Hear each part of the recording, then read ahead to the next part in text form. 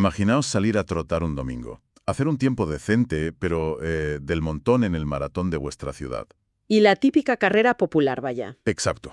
Y que de repente, al cruzar la meta, descubrís que técnicamente acabáis de pulverizar el récord histórico de toda una nación. Suena a ciencia ficción, la verdad. Totalmente. Pues esa es la premisa que tenemos hoy sobre la mesa, en esta inmersión profunda. Porque, a ver, normalmente pensamos en los récords nacionales como, no sé, el límite absoluto de la capacidad humana. Claro, marcas que se logran tras años de sufrimiento, dietas milimétricas y, bueno, genética pura. Eso es. Pero al revisar a fondo las fuentes que tenemos para hoy, nos hemos topado con una especie de, digamos, grieta en el sistema. Una grieta bastante peculiar, sí. Una donde un ritmo de aficionado se convierte en una marca histórica oficial. Y bueno, el objetivo hoy es desgranar toda esta documentación para entender cómo se cruzan cosas tan dispares como la crisis climática, la venta de pasaportes y el atletismo. Porque, o sea, para entender cómo se produce esta anomalía, tenemos que dejar un poco de lado la fisiología deportiva, al menos de momento, ¿Ya? y meternos de lleno en un terreno completamente distinto. Los datos que vamos a analizar hoy conectan un tiempo de maratón sorprendentemente lento con el lucrativo mercado internacional de la venta de pasaportes. Es que es una locura.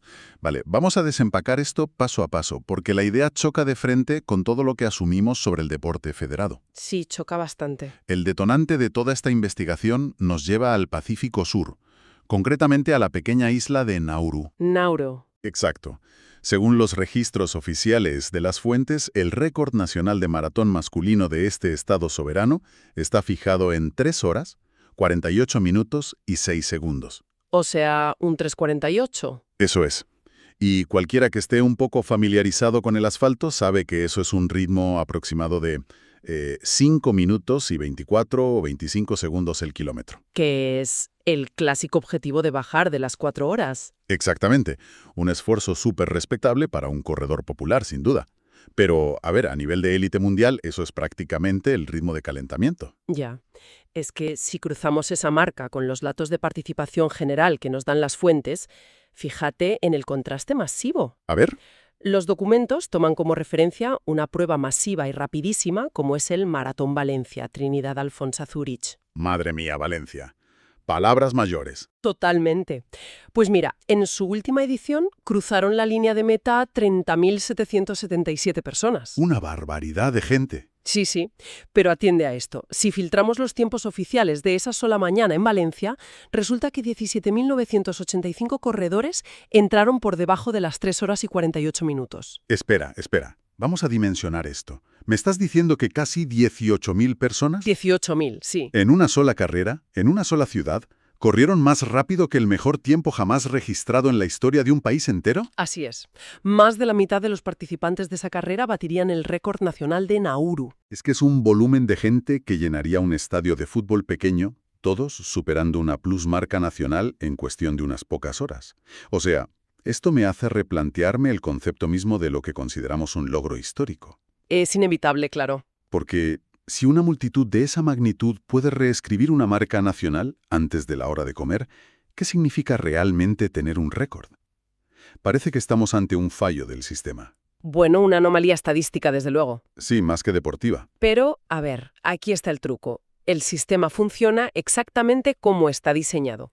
Y ahí radica lo interesante de esta inmersión profunda. ¿A qué te refieres? A que un récord nacional, en su definición burocrática más estricta, no es la garantía del límite humano. Es simplemente la mejor marca documentada y validada bajo una bandera específica. Vale, entiendo. Las federaciones internacionales de atletismo no exigen un tiempo mínimo para que una marca sea considerada récord de un país. Claro, no hay una nota de corte. Exacto. Solo exigen que el atleta posea la nacionalidad de ese país en el momento de cruzar la meta. Es, digamos, una pura intersección entre el cronómetro y el pasaporte. Claro, el pasaporte. Y al ver lo accesible que es esa marca de 3:48:06, la deducción lógica es inmediata. A ver, Si miles de aficionados tienen las piernas y los pulmones para correr a ese ritmo sin dedicar su vida entera al atletismo, ¿cómo es que nadie ha reclamado ese récord para sí mismo? ya, Porque 100.000 personas en el mundo podrían bajar esa marca mañana mismo si quisieran. totalmente. Y la respuesta que revelan los documentos es que el verdadero filtro no es el talento, ni siquiera el entrenamiento. Es la geopolítica. Exacto, la geopolítica. Y es que los documentos nos dibujan un escenario geopolítico de extrema urgencia. Nauru no es un país cualquiera, ¿eh? No, desde luego que no. Las cifras nos dicen que es el estado menos visitado del mundo y tiene una población de apenas 11.875 habitantes. Poquísimos. Es como un pueblo grande. Sí, pero el factor crítico aquí, el que realmente pone en marcha toda esta maquinaria, es su vulnerabilidad medioambiental. El tema climático. Exacto. Nauru es uno de los territorios más expuestos de todo el planeta a los efectos del cambio climático. El aumento del nivel del mar para ellos no es, ya sabes, un debate a largo plazo o un modelo matemático. No es algo abstracto. Para nada. Es una realidad existencial que amenaza con tragarse literalmente el suelo que pisan. ¡Qué locura! Y claro, cuando un Estado soberano se enfrenta a su propia desaparición física, las soluciones tradicionales ya no sirven de nada. Hay que tomar medidas drásticas. Y vaya si las toman. Las fuentes detallan una iniciativa que el gobierno de Nauru activó el pasado verano, y es un movimiento tan pragmático como, drástico. Sí. Han comenzado a ofrecer pasaportes a ciudadanos extranjeros a cambio de inyecciones de capital. Lo llaman pequeñas inversiones. Pequeñas entre comillas. Claro, y el objetivo de esa recaudación es financiar los planes de reubicación de su propia población. O sea, están monetizando su soberanía burocrática para asegurar la supervivencia física de sus ciudadanos en otro lugar. Es supervivencia pura y dura. Y si desgranamos las cifras de este programa de ciudadanía por inversión, vemos enseguida el atractivo que tiene en el mercado global. A ver, ¿de cuánto estábamos hablando? Pues una persona extranjera aporta una cantidad que oscila entre los 90.000 y los 99.000 euros. Vale. Y a cambio recibe la nacionalidad nauruana.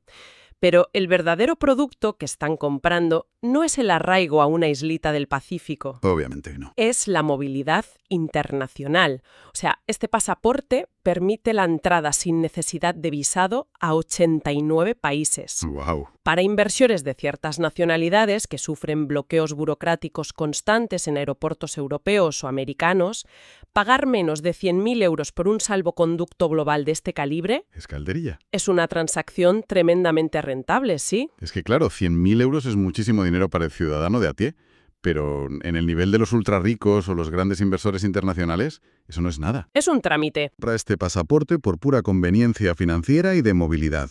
Ya tiene la nacionalidad en el bolsillo. Ya es nauruano, a efectos legales. Exacto.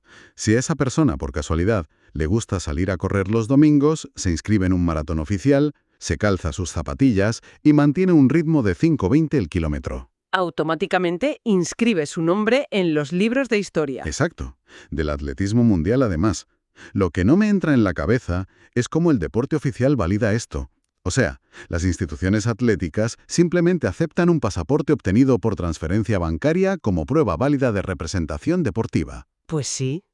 Es que para las instituciones, un pasaporte legal es un pasaporte legal, independientemente de cómo se haya obtenido según las leyes de cada país soberano. Madre mía. Ellos no entran a valorar si el atleta ha nacido allí, si ha vivido allí toda su vida o si ha comprado la ciudadanía para saltarse las colas en los aeropuertos. Ya. El cronómetro no entiende de contextos. Eso es. Solo registra que un ciudadano de Nauru, con sus papeles en regla, ha cruzado la meta en un tiempo determinado. La nacionalidad se ha convertido de facto en un activo financiero. Y como efecto secundario inevitable, pues los hitos deportivos asociados a esa nacionalidad también entran en el paquete de compra. Exactamente. Vienen en el lote. Pero, a ver, hay una pieza en todo este rompecabezas que sigue sin encajarme del todo. Dime. Entiendo perfectamente que los inversores extranjeros puedan apropiarse de la marca por ese vacío legal. Sin embargo, estamos hablando de un tiempo de 3 horas y 48 minutos. Un tiempo muy asequible. ¿Muy asequible? ¿Por qué un joven nacido y criado en Nauru no se ha puesto unas zapatillas, ha entrenado un par de meses y ha bajado esa marca a 3 horas y media para mantener el récord en casa? Ya. Es que no hace falta ser un atleta de élite para lograrlo. Tiene que haber algo más profundo que una simple falta de interés. ¿Y lo hay? La barrera no es la falta de interés, ni desde luego una falta de capacidad pulmonar de la gente de allí. La barrera es puramente geográfica. Geográfica. Sí. Las fuentes son contundentes respecto a la morfología de la isla de Nauru. Tiene una extensión total de apenas 21 kilómetros cuadrados. Espera, ¿21 kilómetros en total? Sí, sí. Minúsculo. Madre mía. Para que te hagas una idea de lo que eso supone a nivel biomecánico y de entrenamiento diario, intentar preparar un maratón allí es como intentar entrenar para el Tour de Francia dando vueltas ininterrumpidas en el aparcamiento de un centro comercial. Claro, es que no hay espacio físico para trazar una ruta lógica. Para sumar los kilómetros necesarios de una simple tirada larga de fin de semana, un corredor tendría que dar vueltas mareantes a toda la isla una y otra vez. Como un hámster en una rueda. Totalmente. Físicamente hay asfalto, sí, pero biomecánicamente y mentalmente el entorno te destruye. No tienes rectas largas, no tienes variación de terreno, no hay rutas forestales, te quedas sin país que pisar a los 20 minutos de empezar a correr. Es que las condiciones moldean la cultura deportiva de una manera implacable. No puedes desarrollar una cultura de fondo, de resistencia prolongada, sin la infraestructura natural para soportarla. Tiene todo el sentido del mundo. Por eso, el texto señala que la pasión deportiva en Nauru se canaliza hacia disciplinas que encajan mejor en su geografía. ¿Qué juegan entonces? Pues juegan al fútbol australiano y al rugby, principalmente. Deportes que requieren campos delimitados y cerrados. Y en lo que respecta al atletismo, la especialización es obligatoria hacia las pruebas de pista corta. Y fíjate, las fuentes nos dan un ejemplo perfecto de esto, para no caer en el error de subestimar el talento local de la isla. Sí, el caso del velocista. Exacto. Hablan de Windsor Kakiowa, un velocista nauruano especializado en los 100 metros lisos. Pues este chico logró su clasificación para los Juegos Olímpicos de París 2024. Que no es poca cosa. Para nada. O sea, el motor genético y la explosividad física existen en la isla. Hay talento de sobra para competir en la máxima cita del deporte mundial. Sí, sí. Pero el entorno dicta que ese talento se exprese en ráfagas de 10 segundos de potencia pura, porque literalmente la geografía no permite el lujo de correr durante horas en una sola dirección. Es que esa limitación espacial absoluta actúa como un embudo fisiológico. Y la verdad, este análisis de cómo el entorno físico condiciona el rendimiento humano nos proporciona el contrapunto perfecto para la otra mitad de los datos que tenemos en las fuentes. Ah, sí, la otra cara de la moneda. Exacto. Porque si Nauru representa el entorno más restrictivo y hostil posible para la larga distancia, los documentos nos llevan inmediatamente al escenario diametralmente opuesto. Al paraíso del maratón. Un lugar donde la geografía, el clima y la infraestructura están milimétricamente optimizados para una sola cosa: hacer que el cuerpo humano corra lo más rápido posible durante 42 kilómetros. Y volvemos al asfalto de Valencia. Pero claro, esta vez dejamos de lado a los miles de corredores populares que podrían superar la marca de Nauru, y nos centramos en la cima absoluta de la pirámide evolutiva del deporte. La élite pura. Las fuentes no describen Valencia simplemente como una carrera bonita o turística. La describen como un auténtico laboratorio de alto rendimiento al aire libre.